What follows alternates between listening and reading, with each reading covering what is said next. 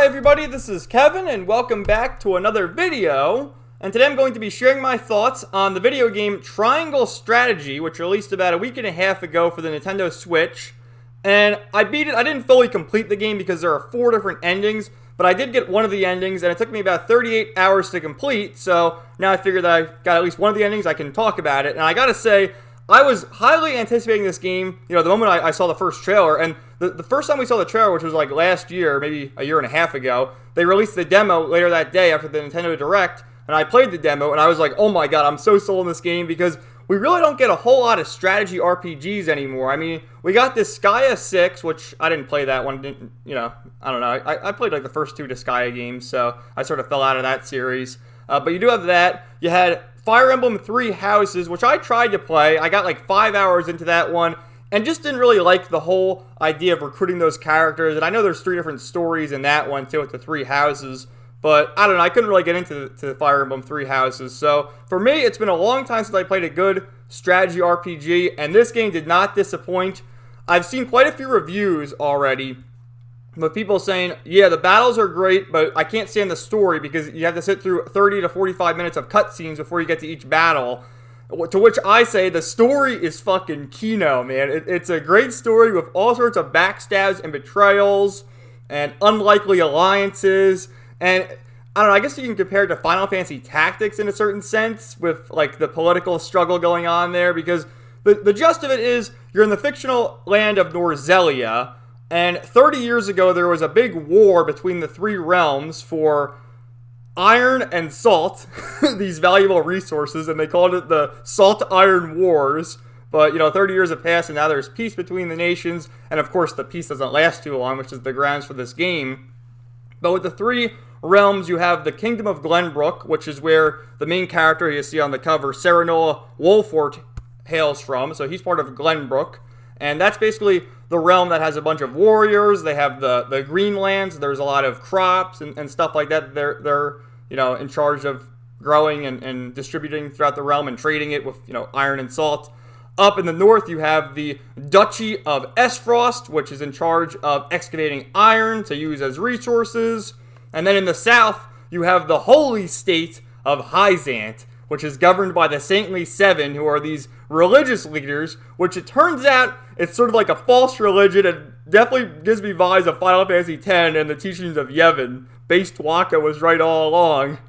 And the thing with the plot with the Saintly Seven is the fact that they have these people known as the Roselle enslaved to excavate the salt, and they have to atone for their sins, their previous transgressions, when really they didn't do anything wrong. And it's the Saintly Seven and the corrupt church and the teachings who are, leading the people astray. So there's all sorts of interesting plot developments. Like, for instance, the main character, Serenoa, is set to med Frederica, who is related to Gustavov, the Archduke of Esfrost. And she also happens to be like half Roselle. So interesting plot developments. I don't really want to spoil the whole plot, but just know that, you have unlikely alliances, you have betrayals and backstabs, and the whole point of this game is to like, choose your path. There's, like I said, 4 different endings. The decisions you make impact the story. Like for instance, you have to defend House Wolfort, your domain, in a certain instance, and you learn that there's a secret weapon where you can essentially douse the whole village in oil and let the enemy walk into the trap and then light the whole fucking village on fire to one-shot all the enemies. But after that, you'll talk to the villagers and they'll be like, shit, we defeated the enemy, but you destroyed our house. How could you do that? Lord Wolfort, what are you doing? So, sorry if I spoiled a little plot there, but anyway, I'm going to pause the stream here, and I'm going to show you a little bit of the combat, so bear with me, it'll be like 10 minutes for me, but a second for you. Okay, now you can hopefully see the Switch screen, and I'm going to show you basically the branching paths you can go down. There might be a little spoilers here, so try not to read like the text if you're interested in the story. But I want to show you like, the chapter select. You can, go down the different paths with your decisions. And I'll show you one of the mock battles, which you can grind in this game. In a lot of strategy RPGs, you can't really grind. You're just subject to doing the battles in the story. And this one you can grind, so that's really good. But the thing is, what's really hard to come by is the gold in this game to upgrade your weapons and equipment and stuff, which kind of sucks. So they kind of encourage you to grind, but, you know, these battles, especially later battles, they take like an hour, you know. So, it took me, you know, about 38 hours. We're going to go load this data right here. And, you know, after you beat the game, you get New Game Plus to essentially go down all the different branching paths and find out how the story goes. Because there's certain characters that you can only... We're not going to read that. Certain characters you can only, you know, get down a certain path, right? So here's the War Chronicle, path traveled. Again, trying to read everything. But going back to the very beginning, your first choice is in Chapter 3, right? And you can see if you chose something else, you go down a different branching path. Chapter 7, again, there's another path to go down, and et cetera, et cetera. I would imagine if you go down that path, too, for Chapter 8, there would also be another choice. But then eventually, you get, like, 3 different paths to go down. Like, Chapter 13, there's three different paths to go down. And look at this, Chapter 15. I think this is where the end game takes effect, which is the 4 paths that you'd eventually get. And even for Chapter 17. So, you know, a lot of replayability, that's for sure. The characters all look really cool, like with the art and stuff. Here's Anna. She might be the best character because she can attack twice and poison and put the enemies to sleep. There's Serenoa, the swordsman. He's essentially the main character. Going too fast. Benedict, who can give your character buffs, raise attack, raise defense. Eridor, who is a tank in the game, the shield bearer. High defense and high attack as well. The Rangers in this game, you want to, as many archers as you get, you want to have them in your party at all times, because they can just take so many cheap shots, and they're pretty powerful too. Here's Rudolph, Bowmaster, Maxwell, the Divine Spear. He is awesome too. And I love, like, the voice acting. A lot of people criticize the voice acting in this game, but in my opinion, the voice acting makes it. Like, when he attacks, he goes, "On my honor as the Dawn Spear." It's just so badass. Here's Frederica, the Fire Master. So the mages are kind of weird because you have her who just uses fire magic, but there's other ones who just use ice magic. And then, well, you'll see in a minute, Narv, he's the sage. He has other abilities. Gila, the Curus, your healer. Narv, the sage. Archibald, this guy, he's like some old dude who fought in the war 30 years ago. And he's like, I'll help you youngins. He's pretty badass. Huette, the flyer, she flies on a hawk. It also uses a bow. Julio, the advisor. Oh, look at this. Milo, the dancer. She's pretty hot. Esna, the shamaness. Lionel, I didn't even use these guys. I didn't even use them. You can see with the XP, I didn't even try to use him. Jens, artisan. Hosabara, the mounted healer. Piccoletta, and Medina. So let me go into the encampment, and I'll just do one of the mock battles, and I'll show you what it's all about, because it's really cool how to use all these different characters. So we'll go right over here, and I want to find the one that I want to show you guys in particular. No, not that one. It's this one right here. We're going to do this one.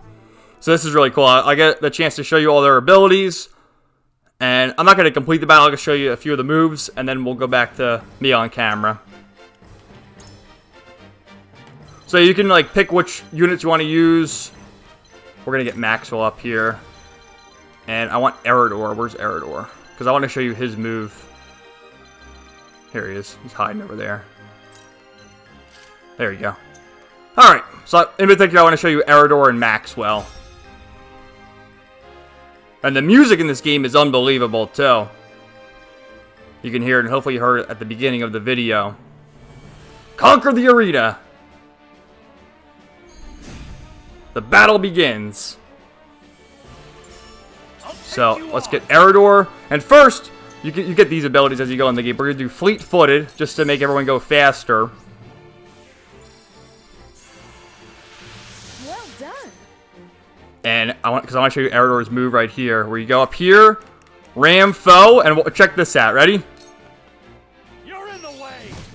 Boom! Right off the ledge. How awesome is that? I will end them. And then Anna. So we'll use Anna here, and you can throw poison this dude. You won't escape.